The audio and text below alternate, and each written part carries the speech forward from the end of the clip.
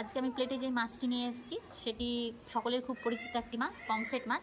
তো এই পমফ্রেট মাছ কিন্তু অনেক রকমের হয়ে থাকে, black pomfret, silver pomfret, Chinese pomfret. তো আমি প্লেটে আপাতত যে মাছটি নিয়ে আছি সেটি হচ্ছে সিলভার পমফ্রেট, যার বিজ্ঞানসম্মত নাম হচ্ছে প্যাম্পাস আর্জেন্টিয়াস। তো এর যদি বৈশিষ্ট্য আমরা ভালোভাবে দেখি, তো এই মাছটা কিন্তু খুব চ্যাপ্টা আকৃতির হয়ে থাকে, যার ফলে তারা জলে কিন্তু খুব দ্রুত সাঁতার কাটতে পারে।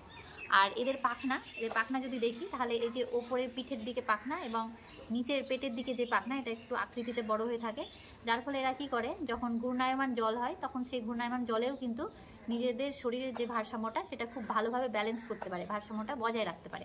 আর এদের যে চোখটা কিন্তু শরীরের তুলনামূলক একটু বড় হয়, যার ফলে কি হয়, এরা জলের টার্বিড জলে কম আলোতেও কিন্তু নিজের শিকার ভালোভাবে দেখতে পায়। তো এই মাছের যদি মাংস আমরা দেখি, তাহলে মাংসটা একটু হোয়াইটিশ বর্ণের হয়, একটু সাদাটে ভাব অন্যান্য মাছের থেকে। কেন? কারণ এই মাছে কিন্তু স্লো টুইচ নামক যে মাসেল ফাইবার আছে তার পরিমাণ কিন্তু কম থাকে, যার ফলে এর বর্ণটা একটু হোয়াইটিশ বা সাদাটে বর্ণের হয়ে থাকে। আর এই মাছ কিন্তু নোনা জলের বা বেশি লবণাক্ত জলের মাছ হওয়ার সত্ত্বেও কিন্তু কম লবণাক্ত জলযুক্ত যে জলে এরা নিজেকে মানিয়ে নিতে পারে। আর এদের বাসস্থান কোথায়? এরা সাধারণত উষ্ণ জলে উষ্ণ সামুদ্রিক জলে বসবাস করে, বিশেষত ভারত মহাসাগর, আরব সাগর এবং বঙ্গোপসাগর।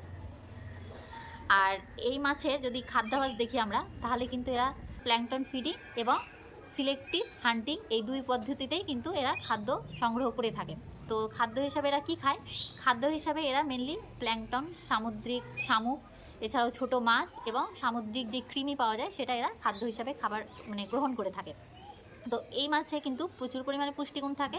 এই মাছে বিশেষত ওমেগা 3 ফ্যাটি অ্যাসিড প্রচুর পরিমাণে থাকে, এছাড়াও কিছু পরিমাণ ফ্যাট, প্রোটিন এবং আয়োডিন, ফসফরাস, ক্যালসিয়াম, কিছু পরিমাণ মিনারেলস এবং vitamin A, vitamin D, vitamin B12 আর স্বল্প পরিমাণ কোলেস্টেরল থাকে, ঠিক আছে, এই মাছের মধ্যে। যার ফলে এতগুলো পুষ্টি সমৃদ্ধি থাকার জন্য কিন্তু এরা আমাদের শরীরের ভারসাম্য রক্ষা করে এই মাছ।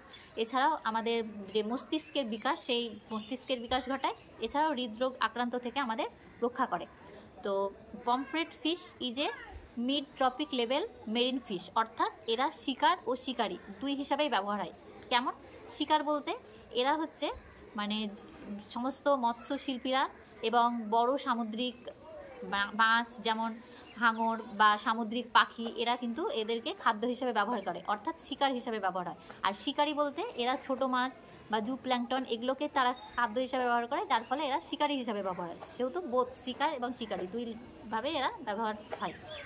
তো এরা যেহেতু প্ল্যাঙ্কটনকে খাদ্য হিসেবে ব্যবহার করে, সেহেতু কিন্তু এরা ইকোসিস্টেমে জলের যে ইকোসিস্টেম বা প্ল্যাঙ্কটনের যে মাত্রা সেটাও কিন্তু ব্যাপকভাবে নিয়ন্ত্রণ করে।